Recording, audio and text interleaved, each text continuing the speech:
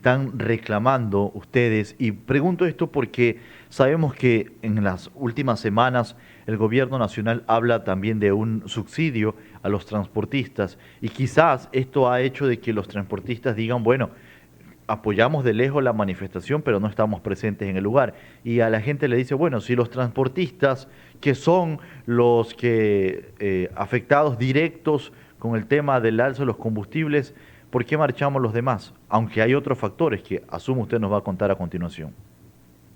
Gracias. Sí, evidentemente nosotros respetamos mucho la postura de los dirigentes del transporte y en este caso del taxismo. Sin embargo, no compartimos. Y no nos sorprende porque similar lo hicieron en el 2019 y en el 2022. Y hoy no ha sido la excepción. Ellos han aceptado una compensación que les beneficia exclusivamente a los dueños de los taxis, pero no han pensado en el pueblo ecuatoriano. Y ni siquiera piensan en el trabajador, chofer como tal, que no le dan seguridad social, que tiene que seguir entregando los $20 diarios y el tanque lleno. Y no han visto, digo yo, en la afectación, porque obviamente esta decisión de incrementar 26 centavos que al final de este año terminaríamos pagando en un promedio de $3 el galón, tiene varias afectaciones. Incremento de los precios de los productos de primera necesidad, el tema de una inflación alrededor del 4% en una economía con recesión, eso es gravísimo, pérdida o agudización aún más de el poder adquisitivo, porque ya vimos la afectación con el tema del incremento de los 3 puntos del IVA. ¿Y cuál es el afectado? El afectado sin duda es el sector medio, pero sobre todo los 5 millones de ecuatorianos que subsisten con $1 al día, que ellos no están pensando en coger una carrera de un taxi, sino están pensando cómo llevar algo a la mesa. Y ese sector es el principal afectado porque sube la gasolina, sube todo. Pero por otro lado tenemos los grandes beneficiarios que el gobierno ahí no se pronuncia y no dice absolutamente nada. Por un lado, los beneficiarios, empresas petroleras, mineras, entre otras, con el subsidio eléctrico por alrededor de 100 millones anuales. Y por otro lado, flotas pesqueras, camaroneras, atuneras y otras industrias por más de 1.000 millones anuales, que estos mismos sectores ya fueron beneficiados con la condonación de multas, intereses y recargos en el 2023 por alrededor de 1.300 millones de dólares. Los mismos que en el 2022, a través de la exoneración tributaria, les beneficiaron con 715 millones de dólares. Ellos son los beneficiados, pero también hay otro sector que se saca la lotería con estas decisiones y políticas neoliberales del gobierno. Es el sector privado con los importadores, porque importamos el 70% de combustible, porque nuestra producción solo cubre el 30% del consumo interno como tal. Estos son los principales beneficiados y afectados, vuelvo y repito, el pueblo ecuatoriano como tal. Y entonces es un elemento el tema de los combustibles, pero otro es el tema de su política como tal. Nos subieron el IVA para combatir el narcotráfico, la delincuencia organizada y común, a través de un supuesto plan Fénix, que no lo vemos, porque siguen habiendo asesinatos al día, secuestros, extorsiones, asaltos. Y claro, el gobierno como tal prefiere irse a otros países, porque es un gobierno que más ha pasado paseándose afuera del Ecuador que resolver los problemas. Entonces, es como tal la política que en vez que busque mecanismos para resolver, lo que ha hecho es agudizarse. Un ejemplo Correcto. más es que cuando el gobierno asumió su gobierno estaba la desocupación, el subdesempleo en el 70%. Hoy estamos en el 78%, 8 puntos más, porque obviamente no se genera empleo, más bien se han despedido empleos plenos. Y esa es la realidad. Es decir, ingeniero, ¿cuál es, más allá del tema del subsidio, o mejor, más allá del tema del combustible, cuál es el pedido principal que tienen ustedes como organización para el gobierno nacional, de lo que hemos hablado a esta hora? ¿Qué, si el gobierno dice, bueno, sentémonos en una mesa para resolver estos problemas, como ya lo han hecho gobiernos anteriores, ¿cuáles son esos petitorios que ustedes hacen en esta movilización, aparte del tema del combustible? Mire, es exigible que el gobierno garantice el derecho a la vida, que es proteger a los ecuatorianos, que no existe. Segundo, el tema de la salud. No puede ser posible que los ciudadanos tengan que tomarse las vías para que les atiendan, les den medicinas por el tema de las enfermedades de la diálisis, entre otras enfermedades. Inaceptable, es atentar contra la vida, porque el problema de la salud tampoco está resuelto. El tema de la educación, en este gobierno se quedaron 255.000 jóvenes sin poder entrar a la universidad pública en el sector sierra. 80.000 niños no pudieron entrar a las escuelas y el principal problema es el tema de la economía de sus padres, de su familia. ¿Cómo vamos a reactivar la economía cuando las vías de este país es un desastre? Es un desastre, así no se reactiva la economía. Y más aún, que estas medidas que tome el gobierno es para que el Fondo Monetario nos entregue más recursos, pero no para atender estos sectores, sino más deuda para pagar más deuda. Eso es gravísimo. Y entonces, obviamente, tampoco hay fuentes de empleo. Por un lado, se han creado 106.000 empleos, nos dice el gobierno, pero el mismo Ministerio del Trabajo nos dice que en los últimos 6 meses se han perdido 200.000 plenos empleos. Se despiden a trabajadores con empleo estable de alrededor de 120 diarios. Y entonces, ¿cómo vamos a mejorar las condiciones de vida como tal? Y por otro lado, se toman medidas en contra de los ecuatorianos, pero mire, por ejemplo, 2.500 millones de deuda en firma por cobrar a quienes han incumplido pagos. No se cobra, incluido Grupo Novoa que debe 91 millones de dólares. La evasión tributaria, 7.600 millones de dólares. Por Dios, cobremos solo el 10%, 700 millones de dólares. Contratos de las telefonías de este país que está prorrogado Ujú. y que lo están tratando por debajo de la mesa. Y se ha dicho que un buen contrato por 15 años el Estado tendría ingresos de 700 millones de dólares. Hay alternativas. El problema es que son las mismas recetas de la vieja política que se han venido implementando por más de 40 años y esas recetas obviamente son medidas de afectar al pueblo ecuatoriano y beneficiar a los de siempre. Ingeniero, estos pedidos que ustedes realizan, ¿el gobierno nacional no ha tenido alguna intención de acercamientos con ustedes para poder resolverlos, para escuchar sus pedidos antes de llegar a estas situaciones? ¿No ha habido al menos un intermediario que intente hacer un acercamiento y decir, vamos a sentarnos a dialogar, ingeniero? El hijo de papi, he dicho yo claramente, cree que lo sabe todo y que lo que él dice se tiene que hacer. Mientras él trota en las playas con su protección, en otras ciudades la policía lo que hace es levantar los cadáveres y no se escucha a los distintos sectores. El viceministro de gobierno, el señor Torres, lo que hace es minimizar las acciones y atacar a los dirigentes. Y claro, es entendible porque no conoce el país ni siquiera las necesidades de los ecuatorianos como tal. Minimizan, atacan como han hecho los otros gobiernos en vez de sentarse a discutir, a debatir y a dialogar. Si ellos tienen la razón, ¿por qué no convocan a los distintos sectores a discutir, a debatir? Porque se dice verdades a medias.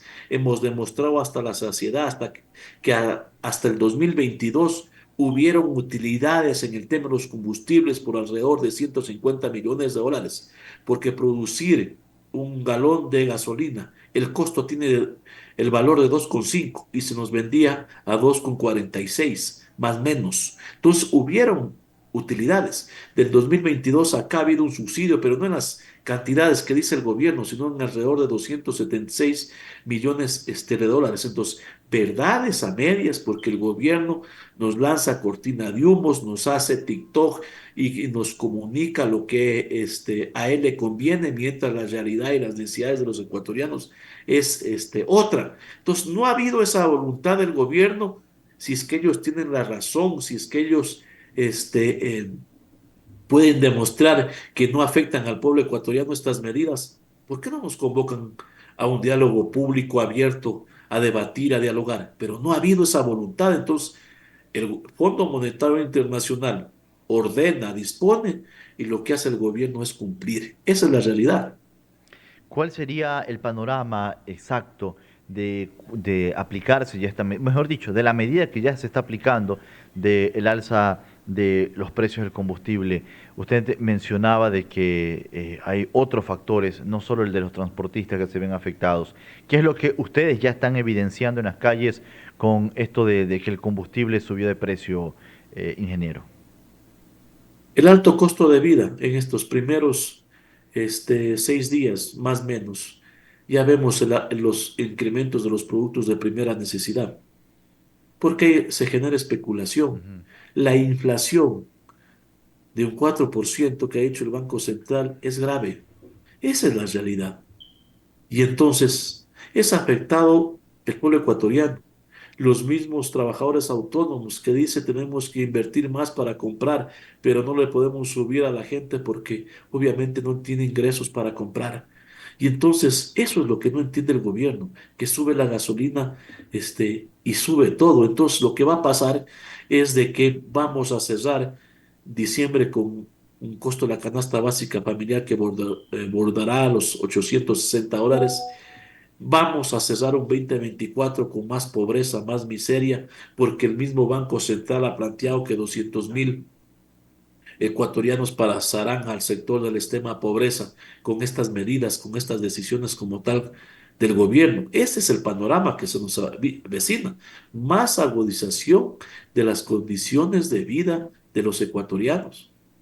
Ingeniero, y ya hablábamos de que los transportistas no se unieron a esta movilización, pero hay otra organización que ha tenido también un importante desempeño en las luchas sociales anteriores, como es la CONAIE. En este caso, su representante, Leonidas Isa, tampoco se ha unido, ha dicho que las va a apoyar, pero que no van a estar en territorio, porque entre las razones o explicaciones que dio es que estas organizaciones necesitan reunirse, planificar de 2 a 3 meses, pero esto ustedes lo vienen anunciando de tiempo atrás. ¿Cree que realmente de que la CONAIE no se una, de que los transportistas tampoco se unan porque van a recibir una compensación? ¿Esto no tiene un trasfondo aparte de esto, ingeniero?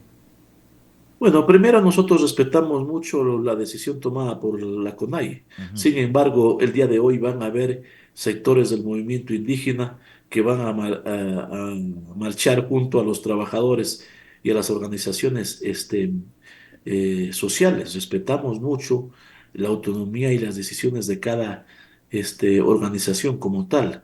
Sin embargo, nosotros vamos a cumplir esta actividad conforme nuestra planificación y conforme ha sido público. Yo creo que ellos deberán responder a su gente más adelante el por qué no tomaron esa medida de manera colectiva. Sin embargo, hay otros sectores del mismo movimiento indígena que el día de hoy estarán junto a los trabajadores de las organizaciones sociales como tal. Y una de las cosas que se pregunta a la ciudadanía es cómo se van ustedes a cuidar durante las manifestaciones de que no existan personas infiltradas que busquen generar caos, que busquen generar violencia, que busquen generar vandalismos y que se alejan de alguna forma de la lucha social que ustedes han emprendido, ingeniero. ¿Cómo cuidar de aquello? Bueno, tenemos la responsabilidad, cada organización, cada sector, de tomar en consideración esos aspectos. Sin embargo, nosotros decimos la principal violencia la está generando el gobierno con sus políticas. Y yo hago un llamado públicamente a los militares, a la policía, a que jueguen su rol. Los militares, su principal papel es cuidar la soberanía y la policía, proteger a los ciudadanos. Y ahí deben estar, no reprimiendo a los ecuatorianos. Y digo esto porque en la mañana del día de hoy, que iniciaron las jornadas en la provincia de Santo Domingo de los Áchilas, ya se pretendió detener a los dirigentes sindicales y sociales. Y entonces nosotros condenamos esas actitudes, estamos haciendo uso del derecho a la resistencia. y a la protesta social que nos asiste el Estado constitucional de derechos y de justicia social como tal. Y entonces, donde hay delincuencia, donde hay contrabando, ahí deben estar, no reprimiendo al pueblo ecuatoriano. Y en ese mismo sentido, ingeniero, el gobierno nacional hace poco dictó o dictaminó un nuevo estado de excepción. ¿Esto no le resta fuerza a las movilizaciones, a que la gente se abstenga porque hay más, en este caso, ventaja de la fuerza pública en actuar porque así lo dictamina el estado de excepción? ¿Esto no les ha afectado a ustedes también? El primero, nosotros vemos de que siguen las mismas prácticas. Recordará usted la ciudadanía que el expresidente Lazo emitió alrededor de 22 estados de sección. No resolvió el problema ni tampoco cayó la voz del pueblo ecuatoriano. Así que esta vez no va a ser la excepción. Se siguen declarando estados de excepciones, yéndose en contra de los mismos pronunciamientos de la Corte Constitucional, de las instancias nacionales y se toman, entre comillas, ejemplos de otros países para establecer el estado de excepción. El gobierno debe entender que el estado de excepción no va a callar a los ecuatorianos ni tampoco va a resolver el problema de inseguridad. Nosotros hemos venido planteando que para combatir la delincuencia organizada común, el narcotráfico se tiene que estar acompañado de un plan social y ese plan social tiene que ver con el tema de educación, con el tema de salud, que le hemos planteado también que se declare en emergencia. Sin embargo, no se toma en consideración. ¿Qué pasa con esos 255.000 jóvenes que ni estudian ni trabajan? Son presa fácil del narcotráfico, de la delincuencia organizada y común. Y esto no entiende el gobierno. Combatir esta plaga tiene que ir acompañada de un plan social y eso no quieren escuchar como tal. Así que obviamente el estado de excepción no puede coartar el derecho que tenemos a protestar y hacer uso del derecho a la resistencia. Y la pregunta también sería, ¿cuánto tiempo van a durar estas protestas, estas luchas sociales en las calles? Porque recuerdo precisamente en los medios nacionales que Leonidas Issa decía, nosotros hacemos luchas permanentes, nosotros hacemos movilizaciones permanentes o paralización permanente, no solo de varias horas, sino estamos mucho más tiempo. Eso es lo que él decía, pues, ¿no? Por eso le pregunto, acá cuánto tiempo van a durar, de pronto esto es el comienzo, irán intensificando la lucha. Eso sería importante también hablarlo ahora mismo, ingeniero. Nosotros toda lucha, toda medida es correcta, es adecuada para denunciar lo que pasa en el país y las políticas de los gobiernos de turno. Y entonces nosotros vamos a cumplir esta jornada, inmediatamente nos reuniremos para evaluar, para analizar y anunciar qué medidas tomaremos más adelante. Por el momento estamos concentrados en que la jornada del día de hoy se cumpla conforme nuestras planificaciones. Así que no se puede caer en el plano del gobierno y tratar de minimizar si es que las luchas son de 1 a 2 horas o más. Son parte del desarrollo y de la confrontación a los neoliberales que hemos hecho los ecuatorianos, no desde ahora, sino durante los 40 años de la vieja política. Tenemos reportes de que en el Palacio de Carondelet todo el entorno ya se encuentra cerrado desde tempranas horas. Los militares también están resguardando. ¿Ustedes en medio de estas manifestaciones intentarán llegar de pronto al Palacio de Carondelet para hacerle en medio de las consignas saber cuáles son los reclamos que están ejecutando, ingeniero? Primero, vamos a hacer público un documento en las próximas horas que buscábamos entregarle al gobierno. Sin embargo, el gobierno que dice que tiene un gran apoyo ciudadano, como todos lo que hacen es cerrar la Plaza de la Independencia o la Plaza Grande, y entonces igualmente lo hicieron el 1 de mayo, que ni siquiera nos permitieron llegar a la Plaza San Francisco, que ha sido siempre la concentración de los trabajadores y las organizaciones sociales, actuando como si fueran sus haciendas o sus empresas. Entonces, hoy no es la excepción. Sabemos de que desde las horas de la mañana ya cerraron la plaza de la Independencia. ¿Qué temor tienen si dicen que este, son mínimas las acciones? Entonces, esa es la realidad. Todos los gobernantes cierran la Independencia cuando el pueblo ecuatoriano protesta y, como he dicho, huyen a otros países en vez de sentarse a discutir los problemas del país y a escuchar a los distintos sectores.